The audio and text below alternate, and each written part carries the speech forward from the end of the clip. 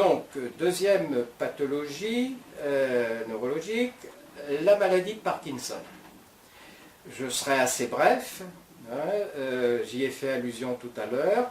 Elle se signale par l'apparition de tremblements des membres ou de la tête.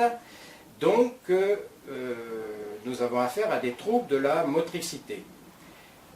L'écriture va se modifier, il va y avoir l'apparition d'un masque facial, le visage va se figer, les muscles faciaux sont atteints, la voix bien sûr peut se modifier et nous pouvons constater une augmentation de la salivation. Donc la personne atteinte de maladie de Parkinson est en grande souffrance à la fois physique et à la fois psychologique et nous devons bien sûr prendre cela en compte de façon très, je dirais, très importante.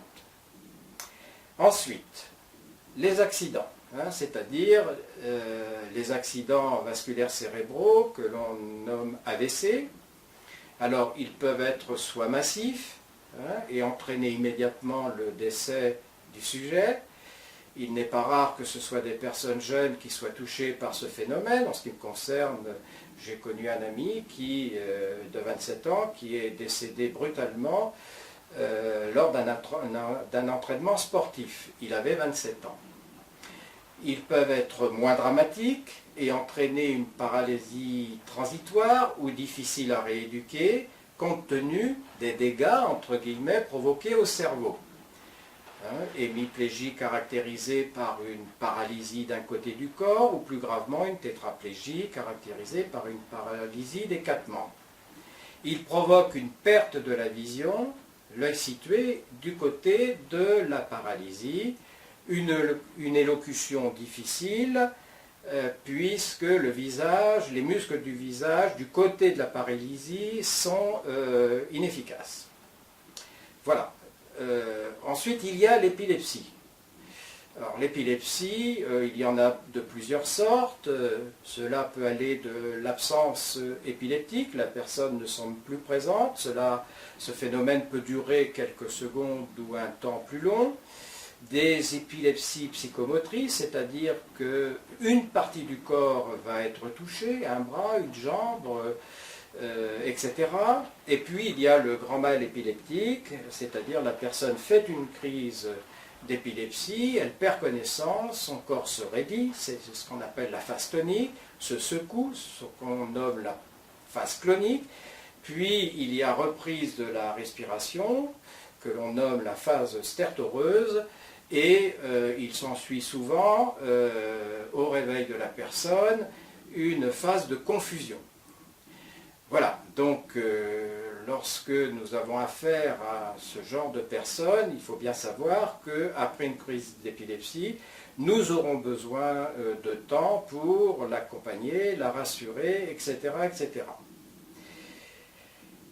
Les maladies des organes sensoriels, donc la vue, l'ouïe, le goût, l'olfaction. La vue. On assiste, nous l'avons vu dans les cours précédents, à une diminution de l'acuité visuelle. Tout cela commence vers 40, 45 ans. Cette acuité visuelle peut être, je dirais, causée par des maladies beaucoup plus graves, la cataracte, le glaucome, la DMLA, c'est-à-dire la dégénérescence maculaire, qui sont les principales maladies de la vue. Elles peuvent diminuer fortement celle-ci, voire rendre la personne aveugle. L'ouïe. La presbyacousie, c'est-à-dire une perte progressive de l'audition due au vieillissement. Parfois la personne se plaint d'acouphènes, bruit, sifflements parasites, entendus par une personne dont la source n'est pas externe. Ils peuvent être difficilement supportables, voire irriter la personne qui ne peut maîtriser ce phénomène. L'olfaction. On assiste à une diminution ou à une perte de l'odorat, par exemple les odeurs de la cuisine, le parfum des fleurs, etc. Le goût. Nous assistons parfois à une diminution du goût alimentaire, difficulté par exemple à reconnaître le salé, le sucré, l'amer, etc. Bien entendu, la diminution de l'acuité visuelle et la perte progressive de l'audition ou l'installation d'une malvoyance ou d'une surdité sont des facteurs qui engendrent de grandes frustrations et beaucoup d'angoisse chez les personnes âgées. Nous avons les moyens techniques de mesurer exactement le niveau de perte de ces sens fondamentaux. La prévention donc sera capitale. Un appareillage visuel et auditif est fortement recommandé. Bien évidemment, selon la pathologie des MLA, glaucome, affection auditive, il est indispensable de faire appel aux spécialistes, aux médecins spécialistes qui prescriront les traitements adéquats. L'appareillage auditif est beaucoup moins bien admis que le port des lunettes qui sont portées par des millions de personnes. La prothèse auditive est vécue comme un signe de vieillesse. Cependant, les progrès en matière d'appareillage sont tels que la prothèse devient presque invisible. La défaillance du goût et de l'olfaction n'est pas mesurable. Leur déficience est donc moins bien connue. Le danger est réel. Ne plus ressentir l'odeur de gaz, par exemple, peut s'avérer dramatique. C'est pour cela d'ailleurs que la solution vient souvent des fournisseurs qui infiltrent des odeurs dans le gaz. Il existe aussi des détecteurs de gaz, d'oxyde de carbone, ce qui est fondamental.